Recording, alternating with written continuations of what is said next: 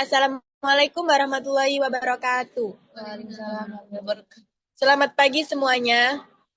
Marilah kita panjatkan puji syukur kehadirat Allah Subhanahu wa taala yang telah memberikan rahmat kepada kita semua sehingga kita bisa melakukan presentasi di Zoom pada pagi hari ini.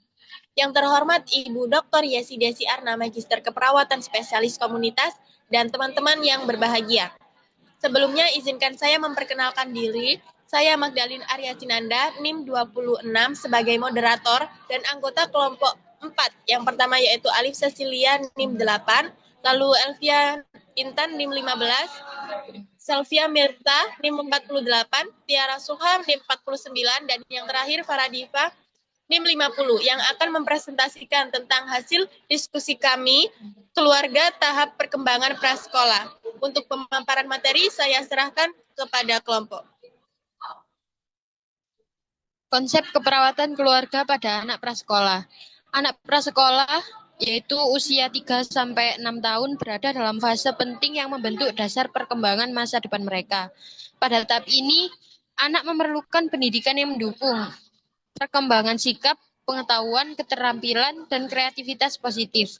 Pendidikan yang tepat dapat membentuk perilaku baik dan membantu anak mengembangkan potensi mereka. Anak prasekolah memiliki kecerdasan laten yang luar biasa, rasa ingin tahu yang besar, dan kemampuan menyerap pengetahuan yang tinggi. Mereka aktif, suka bergerak, dan menjelajah lingkungan sekitar, namun masih memiliki pengalaman dan kesadaran yang masih kurang. Anak mengalami perubahan pola makan dengan kesulitan makan, namun menunjukkan kemandirian dalam proses eliminasi dan perkembangan psikososial, masuk inisiatif, konsep diri positif, dan identifikasi diri.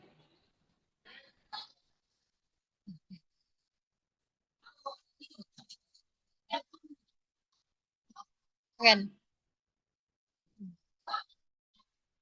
Tahapan tahapan perkembangan keluarga.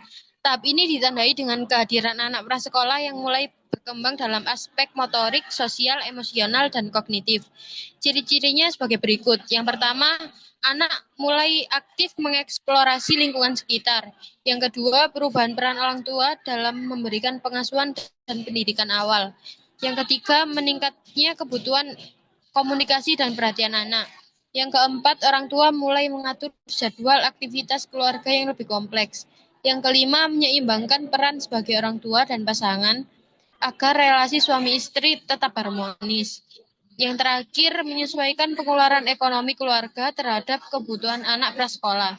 Selanjutnya akan dilanjutkan oleh rekan saya. Karakteristik anak prasekolah. Pada usia anak 2-3 tahun memiliki karakteristik yang pertama, aktif mengeksplorasi lingkungan sekitar dengan kekuatan observasi yang tajam dan keinginan belajar yang luar biasa. Yang kedua, mulai mengembangkan kemampuan berbahasa dari berceloteh hingga kalimat yang lebih kompleks. Yang ketiga, mulai belajar mengembangkan emosi yang dipengaruhi oleh lingkungan sekitar. Pada usia ini, anak memiliki motivasi belajar yang tinggi dan proses belajar yang efektif melalui eksplorasi lingkungan sekitar. Kemudian pada anak usia 4-6 tahun memiliki karakteristik yang pertama, fisiknya sangat aktif melakukan kegiatan yang mengembangkan otot-otot kecil dan besar seperti memanjat, melompat, dan berlari. Yang kedua, bahasa. Kemampuan berbahasa meningkat, dapat memahami pembicaraan orang lain dan mengungkapkan pemikirannya. Yang ketiga, kognitif. Perkembangan daya pikir pesat ditandai dengan rasa ingin tahu yang luar biasa dan sering bertanya tentang lingkungan sekitar. Yang keempat, permainan. Masih bersifat individu, namun sering dilakukan bersama dengan teman-teman. Faktor-faktor yang mempengaruhi perkembangan anak prasekolah. Yang pertama, pola asuh orang tua. 1. Otoriter, kaku atau minim kasih sayang. Perkembangan sosial atau emosional buruk. Anak tidak mandiri, tidak mampu mengambil keputusan, dan sulit mengendalikan emosi. Yang kedua, demokratis atau terbuka, kasih sayang, aturan jelas, mendukung perkembangan sosial, komunikasi, kemandirian, dan kepercayaan diri anak. Yang ketiga, permisif atau longgar, menstimulasi kreativitas, tetapi dapat mengakibatkan kurangnya pengendalian diri dan kedisiplinan. Yang kedua, pendidikan dan pengetahuan ibu. Pendidikan ibu yang tinggi meningkatkan kualitas stimulasi dan kemampuan mendampingi anak. Untuk selanjutnya akan dilanjutkan oleh rekan saya.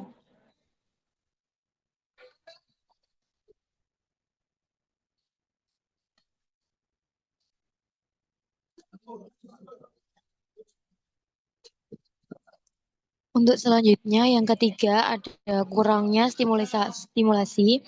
Anak yang kurang mendapat rangsangan atau interaksi verbal dan sosial seperti terlalu sering bermain gawat bisa mengalami keterlambatan bicara dan gangguan sosial. Yang keempat ada status sosial ekonomi keluarga, yaitu kondisi ekonomi mempengaruhi akses terhadap fasilitas dan sumber stimulasi. Yang kelima ada kesehatan mental dan kondisi psikososial orang tua.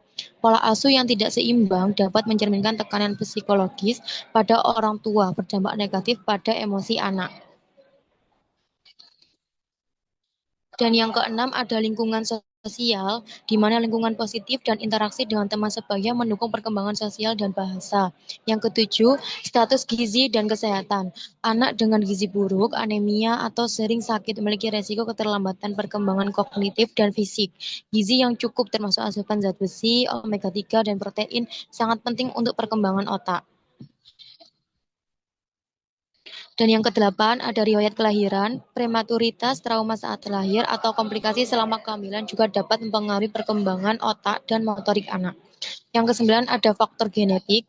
Peran keluarga penting dalam membantu anak mengembangkan kemampuan komunikasi melalui stimulasi bahasa, komunikasi responsif, dan menciptakan lingkungan verbal yang kaya. Dengan pendekatan holistik, anak dapat tumbuh dan berkembang secara optimal. Selanjutnya akan dijelaskan oleh rekan saya.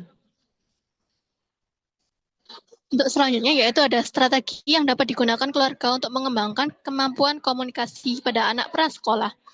Yang pertama ada stimulasi bahasa sejak dini, yang dimana mengajak anak berbicara, bermain sambil menyebut nama benda, membacakan cerita, dan bernyanyi bersama. Yang kedua ada pola komunikasi responsif. Dengan ini dengarkan anak dengan penuh perhatian, jangan menyela dan tanggapi secara positif.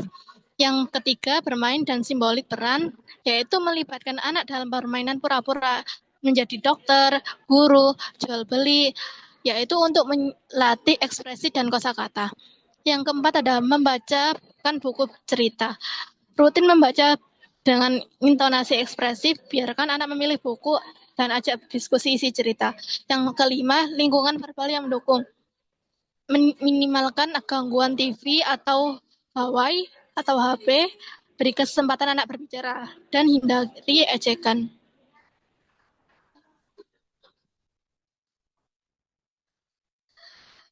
Untuk selanjutnya yaitu ada tugas keluarga dalam mendukung perkembangan anak usia prasekolah. Yang pertama, memberikan rasa aman dan kasih sayang. Keluarga berperan penting sebagai sumber kasih sayang dan rasa aman bagi anak prasekolah, sehingga anak merasa diterima, dicintai, dan dipercaya diri. Yang kedua, ada menyediakan stimulus sesuai usia, yaitu keluarga perlu memberikan stimulus secara rutin seperti